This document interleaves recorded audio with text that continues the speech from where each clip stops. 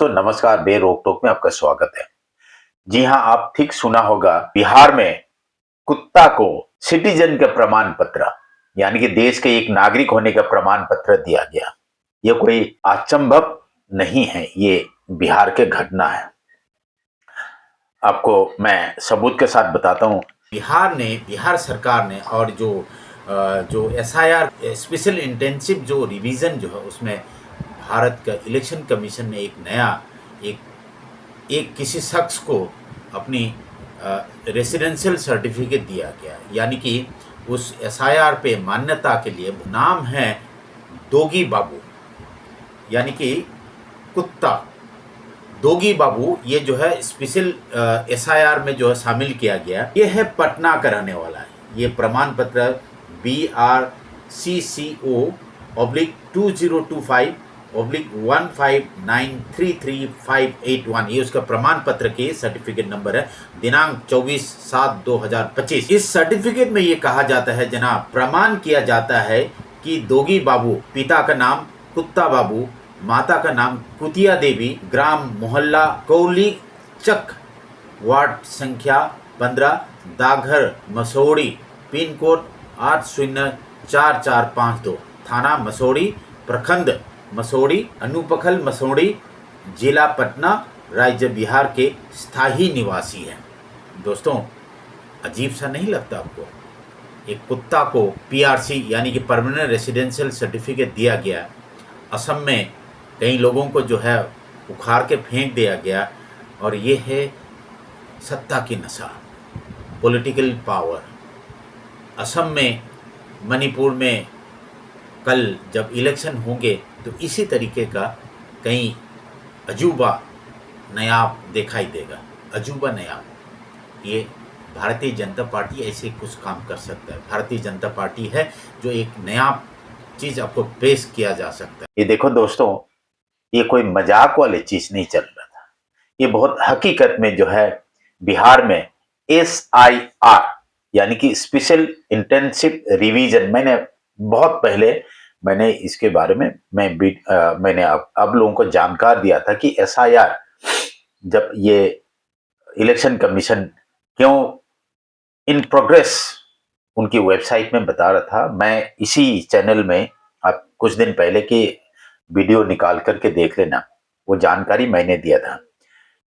क्यों नरेंद्र मोदी के इशारे पर जो है इसको SIR को स्पेशल रिव्यू करवा रहा है।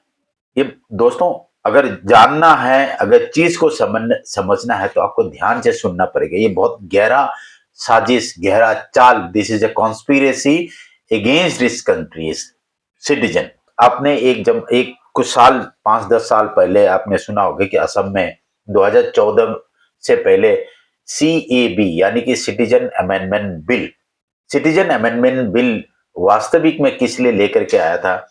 असम में जब NRC हुआ था, NRC में 19 लाख फॉरेनर्स डिटेक्ट किया गया था। असम में RSS 1970 की समय से बहुत एक्टिवली, बहुत ही गहराई से, जैसे हेमंत विश्व शर्मा और ये जो प्रफुल्ल कुमार महंता और ये जो सर्वानंद सोनोवाल, ये RSS के पैदाश, ये RSS की ही कैडर है, RSS की बच्चे हैं ये। तो दोस्तों, लेकिन हेमंत विश्व शर्मा के ऊपर जो है थोड़ा सा उनको डाउट है। हेमंत विश्व शर्मा की परिवर्तन की कुछ संभावना दिखाई दे रहा है, क्योंकि एक प्रमोद बोरो करके एक नया चेहरा RSS को दिखाई दिया। क्योंकि RSS हमेशा जैसे धनकर को धक्का मार के बाहर भगाया। मैं इसी संदर्भ में मैं let me come to again. दोस्तों, बिहार में जो स्पेशल इंटेंसिव जो रिव्यू जो चल रहा है, ये हर जगह पर, हर स्टेट पे इसको होने का पक्का नरेंद्र मोदी ने और इलेक्शन कमीशन ने पक्का कर लिया है। जैसे बिहार में जो है स्पेशल इंटेंसिव जो रिवीजन जो है, उसकी वजह से जो है करीब करीब 4 करोड़ वोटर जो है बाहर हो जाएगा। 4 करोड़ वोटर बाहर हो जाएगा। उसके कारण क्या है कि उनके पास पुख्ता सबूत, यानी कि फिजिकल सबूत तो है। यानी कि अब ये देखिए, गंगा किनारे रहते हैं, किसी नदी किनारे रहते हैं। बिहार फ्लड इफेक्टेड एरिया है, जहां जब नेपाल से जब फ्लैश फ्लड आता है, जो बिहार के पूर्णिया, जो नेपाल से सटे हुए एरिया जो है, इसमें जो जो जो नदी से जो पानी आते हैं, ये बहुत भयंकर फ्लड होता है। उसमें जो है करीब करीब घर, पशु, आदमी बह जाता है। तो उसमें आपको कागज बचाने की जद्दोजहद, आप लड़ाई लड़ोगे या आप अपनी जान बचाने के जद्दोजहद लड़ाई लड़ोगे, ये बात ये है। तो बिहार में जैसे जैसे इलेक्शन नजदीक आ रहे हैं, उसमें जैसे महाराष्ट्र में ये खेल खेला गया था, लेकिन महाराष्ट्र में पकड़ नहीं पाया था जो अपोजिशन लीडर्स को, और बाकी जो सोशल एक्टिविस्ट या कांग्रेस हो चाहे जो उद्धव ठाकरे की पार्टी हो, ये पकड़ नहीं पाए थे। लेकिन बिहार में जब ये खेल खेला गया, ये पकड़ में आया। बिहार में जो करीब करीब 4 करोड़ जो वोटर जो है, ये वोटर लिस्ट से बाहर हो जाएगा। वोटर लिस्ट से जब बाहर हो जाएगा तो क्या होगा, आपकी नागरिकता, जब आप वोट डालने का अधिकार नहीं है तो आप भारत की एक नागरिकता नहीं है। खास करके ये बांग्लादेश बहुत फेवरेट जगह है उनके लिए। लेकिन बांग्लादेश के प्रधानमंत्री, भूतपूर्व प्रधानमंत्री भारत में मेहमान है। एक तस्लीमा नसरीन, वो बांग्लादेश की हमारे भारत में मेहमान है, ये भी ध्यान से सुन लेना। और ये देखिए, पाकिस्तान से कुछ हिंदू परिवार आए थे 2011 में, वो आज भी भटक रहे हैं जगह जगह। उनको नोटिस दिया गया, सुप्रीम कोर्ट उनको नोटिस दिया गया, दिल्ली डेवलपमेंट अथॉरिटी ने, उनके घर तोड़ा जाएगा। खैर, फिर इधर आते हैं दोस्तों। बीजेपी ने ऐसे चाल चले हैं जो आप लोग खुश हो रहे थे कि अब्दुल की चूड़ी टाइट होगा, यानी कि मुसलमान के ऊपर कड़ी नजर और मुसलमान के घर पर बुलडोजर चलेगा।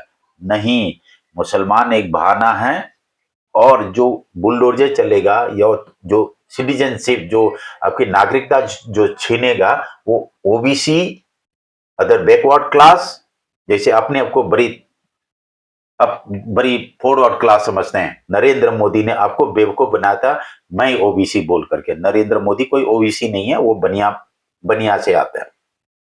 तो शेड्यूल कास्ट, जो हिंदू, जो उत्तम किस्म के जो है हिंदू अपने को साबित करने की कोशिश करते हैं, और शेड्यूल ट्राइब सबसे ज्यादा मार खाने वाला, क्योंकि शेड्यूल ट्राइब के कोई सुनने वाला नहीं भारत में।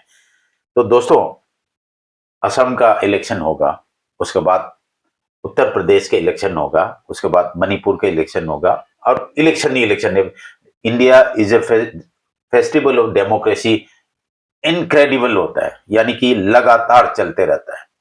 तो उसमें जो सबसे ज्यादा जो चोट खाने वाला जो है, बीजेपी उसको टारगेट कर रहे हैं जो गरीब आदमी है, जिसके सुनने वाला कोई नहीं है, जिसके पीछे कोई स्ट्रॉन्ग जो पॉलिटिकल पावर ना हो, जो इकोनॉमिकली जो जो कमजोर है, शोषित है, उनको टारगेट कर, उनको वोटर लिस्ट से बाहर करने का। एक और इसका पीछे मोटिव है नरेंद्र मोदी के सरकार और जो बीजेपी के सरकार जो है, बीजेपी लीड सरकार जो है, बड़े पैमाने से लोगों के जमीन खाली करवा करके वो जमीन जो है अडानी और कुछ लोगों को, खास लोगों को, चुने चुने जाने माने कुछ उद्योगपति और लोगों को जो देने का जो प्रयास चल रहा है। जैसे असम, जो पश्चिम असम में 3-4 डिस्ट्रिक्ट पे जो खूब हुआ है, और अपने को जस्टिस देने की कोशिश कर रहे थे हेमंत बिश्व शर्मा, अपनी अब जो है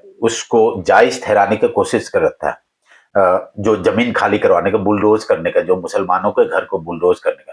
ठीक यहां पर आते हैं बीजेपी सरकार, जो एसआईआर पे जो रिवीजन, स्पेशल रिवीजन जो कर रही, सुप्रीम कोर्ट में मामला चल रहा, आज भी सुनवाई है सुप्रीम कोर्ट में। योगेंद्र यादव जो है इसको लीड कर रहे थे, इसके पार्टी है। पर सुप्रीम कोर्ट भी जो है दोस्तों, अब जानते हैं नरेंद्र मोदी के सामने जो है सुप्रीम कोर्ट भी दबाव में आ जाता है। तो आखिर में होगा क्या? मैं आगाह करना चाहता हूं मणिपुर के लोगों से। मणिपुर का कुछ समुदाय जो है, मितेई समुदाय, बार बार एनआरसी, नागा भी ये मांग रहे कि एनआरसी होना चाहिए। दोस्तों, एनआरसी जो है, नुकसान आपको पहुंचेगा। एनआरसी के जो मूल, उसके एनआरसी के पीछे मूल, जो एनआरसी में क्या चाहिए, एनआरसी के पीछे के मकसद क्या है, मितेई समुदाय ने कभी इसको डीपली स्टडी नहीं किया। मुझे बहुत अफसोस है आपको इस चीज को बोलने का। आप शायद मेरे ऊपर नाराज भी हो सकता है, चाहे आप गलत भी समझ सकता है, लेकिन मितेई समुदाय के लिए मैं खास करके मैं बता रहा हूँ, जैसे एनआरसी होगा, एनआरसी में नुकसान आपको ही होगा। सबसे पहले एक सबूत देता हूँ आपको। क्या सबूत है? क्या आपके पिताजी का, क्या आपके समय की जो है, जो 1970 से पहले जो पैदा हुआ है, उनका क्या आपके पास जन्म प्रमाण पत्र है, यानी कि बर्थ सर्टिफिकेट है? इस एनआरसी का मूल जो क्राइटेरिया है, आपके फादर, मदर और ग्रैंडफादर के जो है बर्थ सर्टिफिकेट और लीगेसी सर्टिफिकेट चाहिए। अगर ये नहीं है तो दोस्तों आपको इस एनआरसी से आपको फॉरेनर बोला जाएगा। फॉरेनर बोलने के बाद आपको क्या होगा? आपका बैंक खाता सीज होगा, आपका प्रॉपर्टी सीज होगा, आपको वोट डालने का हक नहीं मिलेगा। दोस्तों आप लोग किसी के बहकावे पर आ रखे हो। देखो, बिहार, इतनी बड़ी बिहार जहां से 40 एमपी दिया जाता है, उनकी बातें नहीं सुन रहे तो आपके 2 एमपी के बात सुनोगे दिल्ली? सोच के देखना, समझ करके एनआरसी को चुनना। और इस एसआईआर, ये मणिपुर, असम में भी जरूर होगा। अब गलत फहमी पे नहीं रहना। धन्यवाद।